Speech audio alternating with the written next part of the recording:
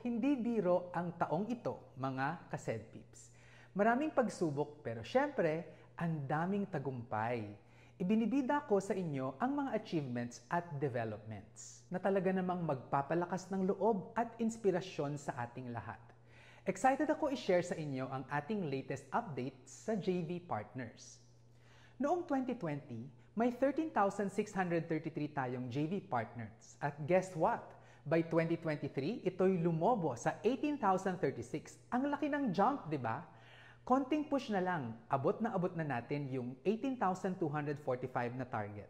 Maraming salamat sa ating SEDPI Katambayayong dahil marami ang nagpa-member. Tungkol naman sa offset, wala yang problema. Tandaan, hindi masama ang mag-offset as long as consistent tayo sa turo ng SEDPI na mangutang lang for productive purposes. Hindi dapat tayo dependent sa utang.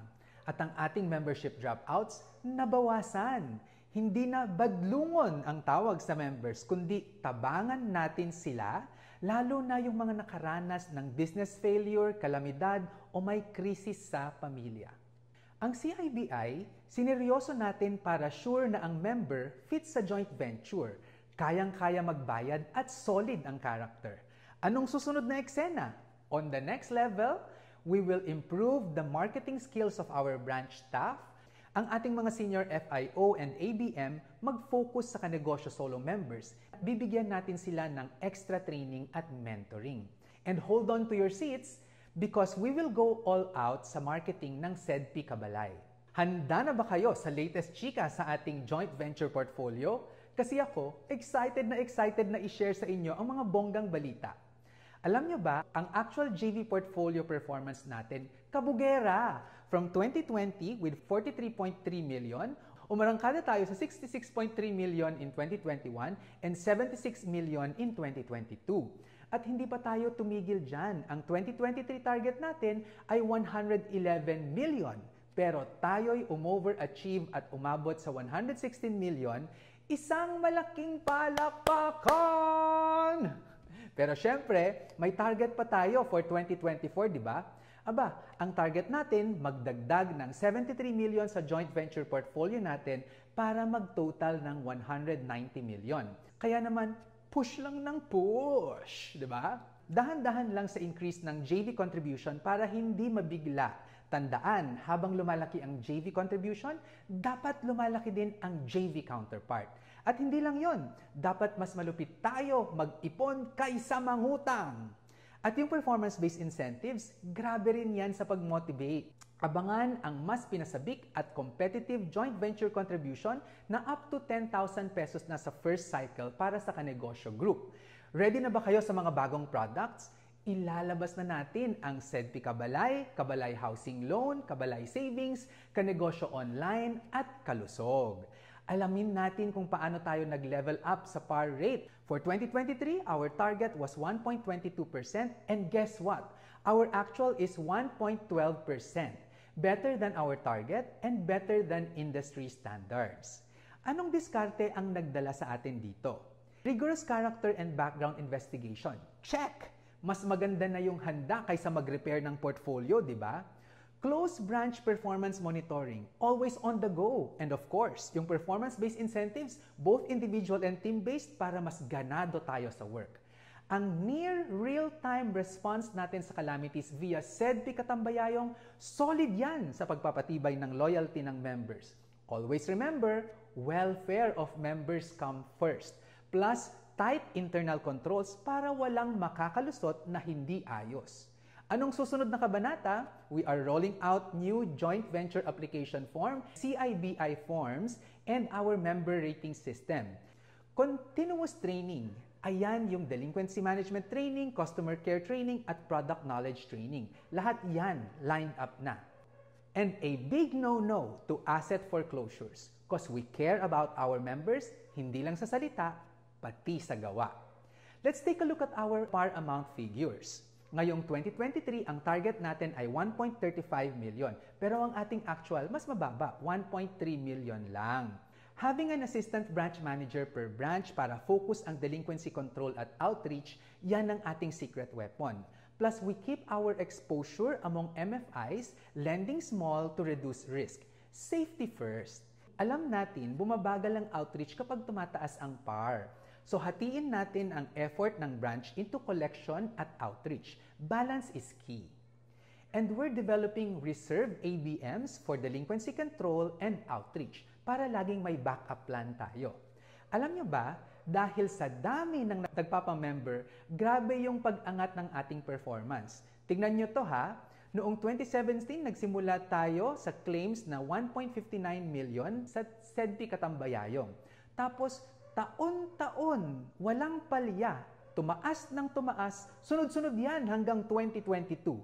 At nitong 2023, 6.45 million.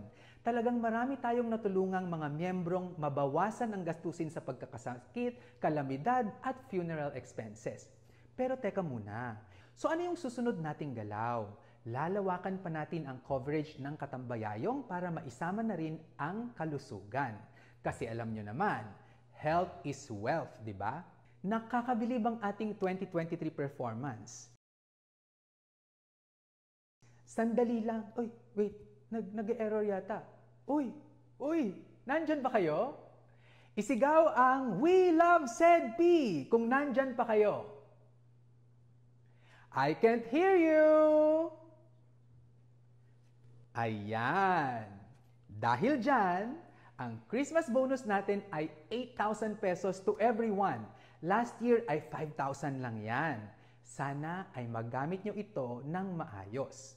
Magkakaroon din tayo ng salary adjustment for next year. Sa mga excellent, may additional 1,500 kayo sa salary. Mga very good, 1,000. At kapag good, ay 500 pesos. Ipagpapatuloy rin natin ang incentives. Ang reference bonus na ngayon ay 1,000 pesos na, up from 500 pesos.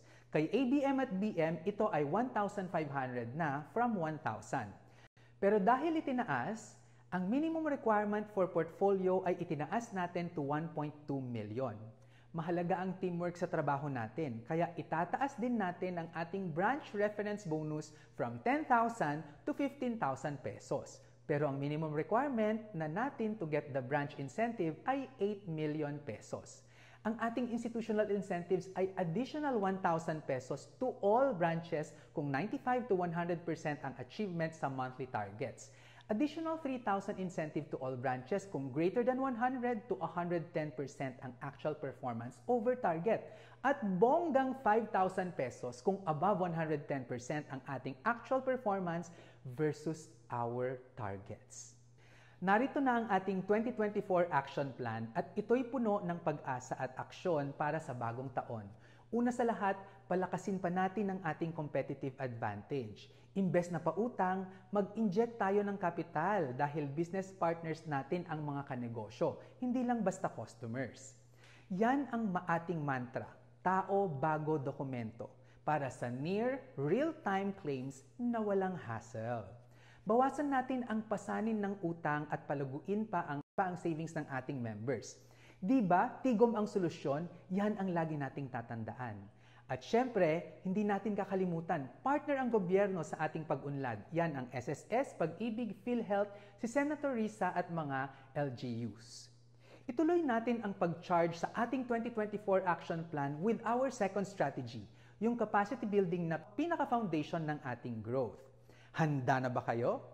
Sa Enero, bago at pinahusay na joint venture application form at CIBI at member rating system ang ilulunsad natin.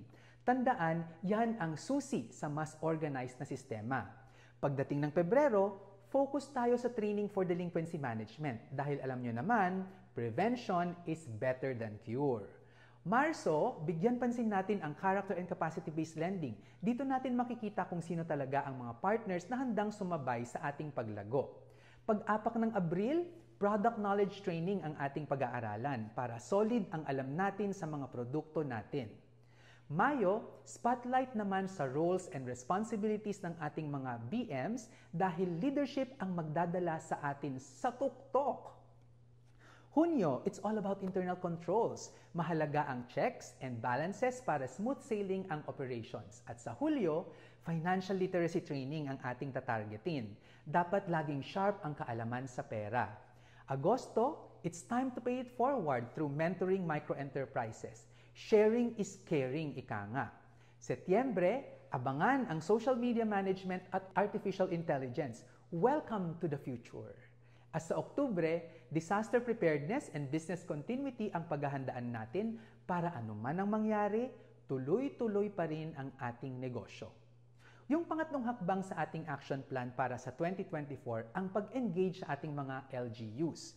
After natin mag-conduct ng relief operations, magre-report tayo agad sa LGU.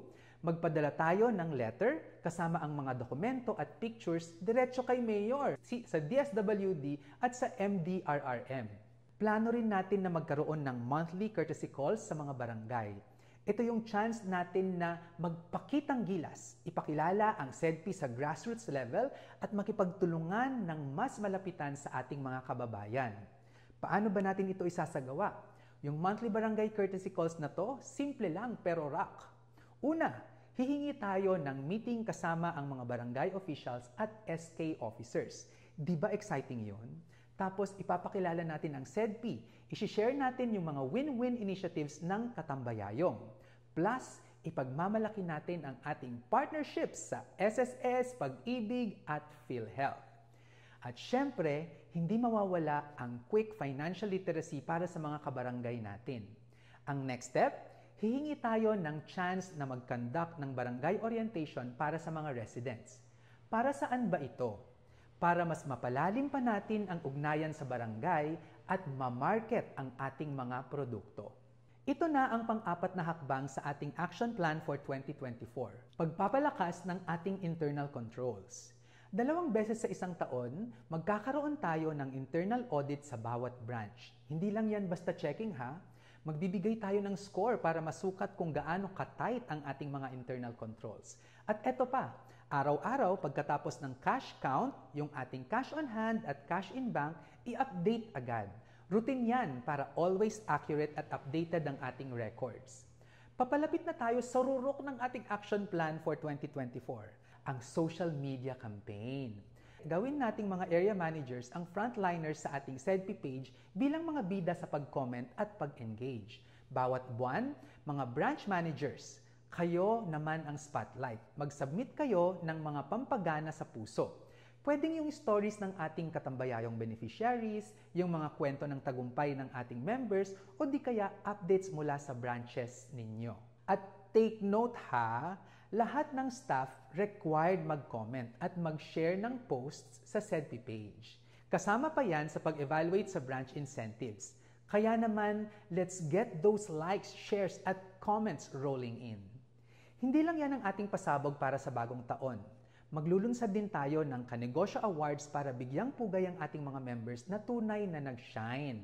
Hindi tayo titigil sa pag-unlad, kaya ang ating ika-5 action plan para sa bagong taon ay tungkol sa continuous product improvement and development. Yung mga subok na nating produkto gaya ng Kanegosyo Group at Solo, pati ang Katambayayong at syempre yung layaway schemes natin, plus yung mga tie-ups natin sa SSS Pag-ibig at PhilHealth, lalo pa natin yang pagagandahin. At may bago tayong ihahain, ang Kabalay Home Financing at Kabalay Savings para sa mga nangangarap sa sariling tahanan. 'Di ba? Ang sarap ng feeling nun. Pero teka, may online revolution din tayo with Kanegosyo Online para mas accessible at convenient ang services natin. Para sa kalusugan, may darating na kalusog. Health is wealth, mga kanegosyo. Kaya let's keep on innovating, keep on improving, at magtulungan tayo para laging top-notch ang ating serbisyo. Sa 2024, walang tigil ang ating pag-asenso. Let's go, SEDPI! Patungo sa mas matatag at mas maginhawang bukas para sa lahat. Ako si Sir Vince, ang inyong financial guro, nagsasabing ang pagyaman na pag-aaralan at napagtutulungan. Merry Christmas and Happy New Year to everyone!